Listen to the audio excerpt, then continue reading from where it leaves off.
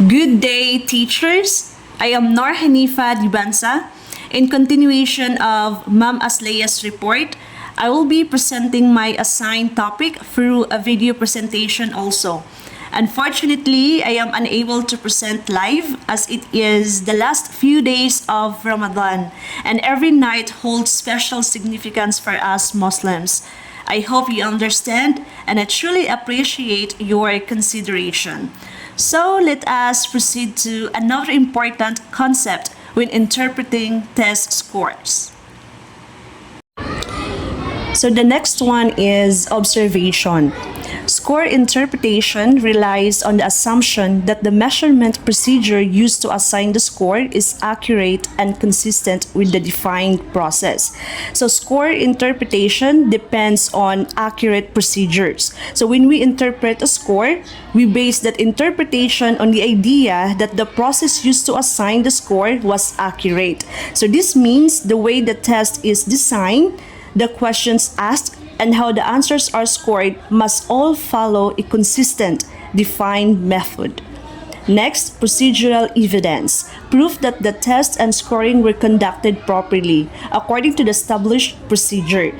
So procedural evidence is basically proof that everything was done according to plan. So for example, did the test follow the same rules each time it was given?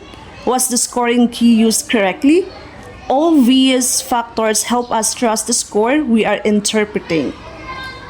Next, standardized procedures. Tests often use standardized questions and scoring keys to ensure consistency. Instructions for test takers and methods for generating scores must be followed exactly. So in many tests like personality or attitude assessments, we standardize the questions and the scoring. So this means the same test should be administered the same way to everyone. The instructions to the test takers and the way scores are calculated must also be identical for everyone.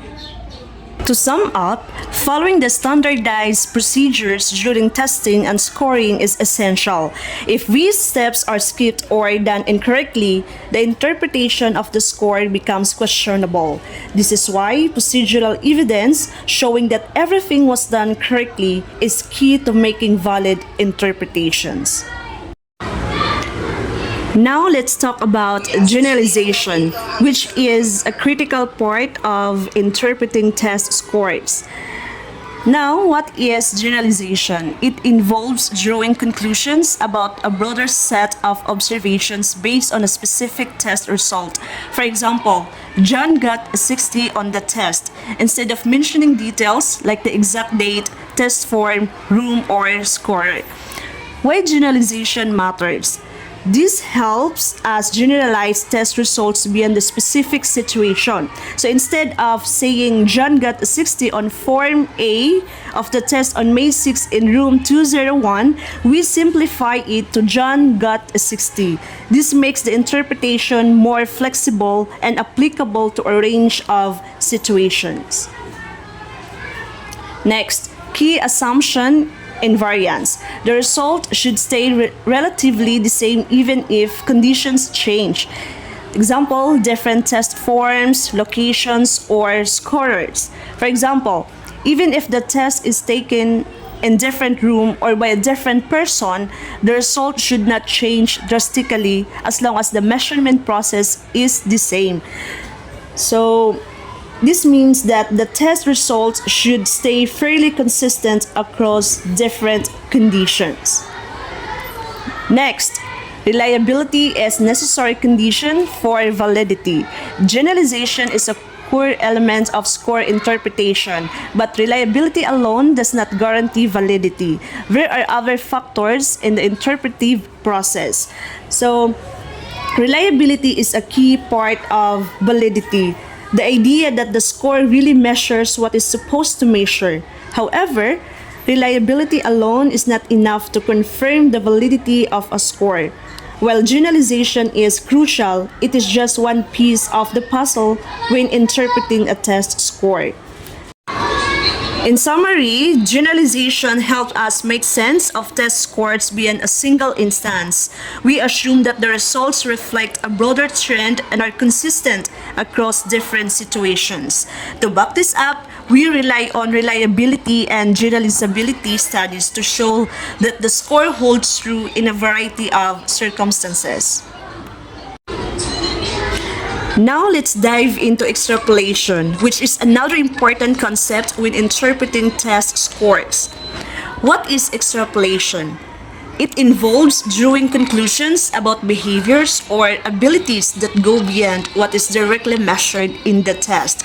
For example, a reading test score is often interpreted as an indication of a person's ability to comprehend a wide variety of written materials, not just the items on the test. Why is extrapolation is important? Test scores on something like a reading test are often used to assume someone's overall reading ability in many different settings, even though the test itself is limited to just a few questions. This is why we rely on extrapolation to make broader conclusions from what we observe during testing. Next, supporting evidence, criterion-related validity. To make sure extrapolation is valid, we look at criterion-related validity. This is a way to gather empirical evidence that links test performance to real-world behavior.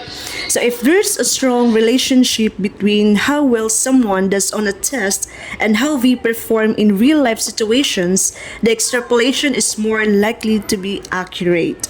So in short, extrapolation helps us apply test scores to real-life situations. It is important to ensure that we understand the relationship between the test and the behavior we are trying to predict, and we use evidence to back up those assumptions. Now let's move on to theory-based inferences. In interpreting test scores, we need to connect the scores to unobservable constructs or things we can't directly measure but which we believe explain the results. This process involves theoretical assumptions about what the scores represents and how they relate to broader concepts. For instance, test scores in math might reflect a person's ability to problem solve, while scores on reading tests could reflect their vocabulary and comprehension abilities. Next, types of theories and validity. There are two types of theories and validity. The first type is nomological theories, which focus on the relationships between the test score and other related constructs. For example, if you score high on math test, you might also score well on a logic puzzle because both reflect similar cognitive abilities. The next type is process models. These theories explain how people behave during the test, how they process information, and respond to questions. For example, a person's test performance may be influenced by their ability to read and understand questions quickly or how accurately they apply math rules. Next, importance of theory and interpretation. Theory is important because it helps us understand why test scores reflect certain behaviors or abilities. So when we interpret test scores, we are not just looking at numbers. We are linking those scores to theories that explain what the scores mean. For example, if a student scores high on reading test, we might use theory to explain that the score indicates strong vocabulary skills. Next, evidence supporting theory-based inferences. So, this could be in the form of additional data that connects test performance with real-world behavior. For instance, if a test is designed to measure reading comprehension, we might collect evidence showing that people who score well on the test also perform better at work-related tasks that require reading comprehension, such as writing reports or analyzing documents. So in conclusion, theory-based inferences are an essential part of interpreting test scores. They help us connect observed behaviors in a test with broader constructs, such as cognitive ability or personality traits. But these inferences require evidence, and we must be aware of different theories that may explain the same test result in different ways. Let's proceed to decision making. Tests are typically linked to a decision. For example, test scores often determine whether someone gets a job, is admitted to a school, or qualifies for a program. So if a test score did not influence a decision in some way, there would be little reason to give the test in the first place. Next, legitimacy of test use. The legitimacy of using a test depends on understanding the outcomes that may result from the decision. So when a test score is used to make decisions, we need to ensure that the test is valid for the intended purpose. This means that the test should be relevant to the decision being made and should reflect the outcomes we expect from the decision. Next, intended and unintended outcomes. It is important to consider both intended and unintended outcomes of a decision. For example, if a test is used to hire employees, the intended outcome is to select the best candidates for the job. However, unintended consequences could include discrimination or bias if the test unfairly favors one group over another. Next, value of outcomes. The values associated with the outcomes of the decision also play a significant role in determining if the test is legitimate. So for instance, the value of hiring the most qualified candidate might outweigh the rest of a biased test, but it's important to weigh the ethical considerations and the impact on those affected by the decision. So, in summary, tests should always be linked to meaningful decisions. The legitimacy of those decisions rests on the intended and unintended outcomes and the values associated with them. Another is technical inferences. Now, what are technical inferences? Technical inferences involve statistical assumptions when interpreting test scores.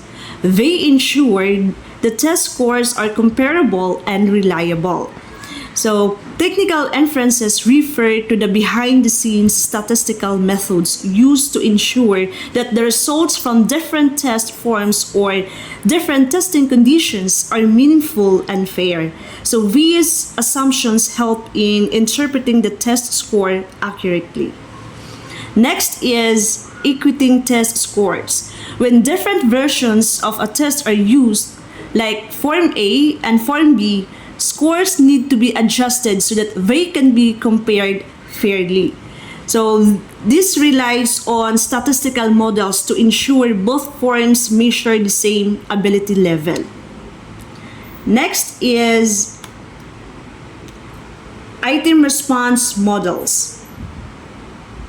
Predicts how test takers respond to questions, assumes specific patterns in how people answer, and accuracy of scores depends on how well the model fits the data.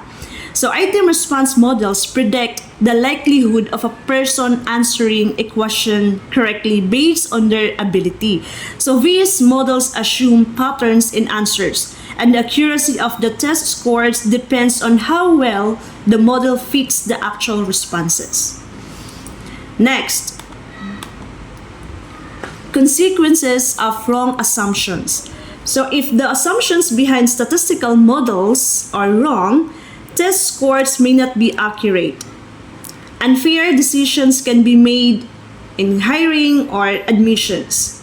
So if the statistical models or assumptions used for equating or analyzing the test scores are incorrect, the test results can be misleading. So this can lead to unfair consequences such as making bad decisions in context like hiring or admissions. Next, key takeaways. First is equating ensures fairness across test versions. Item response models predict test taker behavior. Wrong assumptions can lead to unreliable results. So, reliability of test scores depends heavily on the correct statistical assumptions, and incorrect assumptions can lead to invalid interpretations. Okay? So, in conclusion, the discussions presented throughout this section, culminating in the beaten excerpt, highlight the integral role of validity within the testing framework.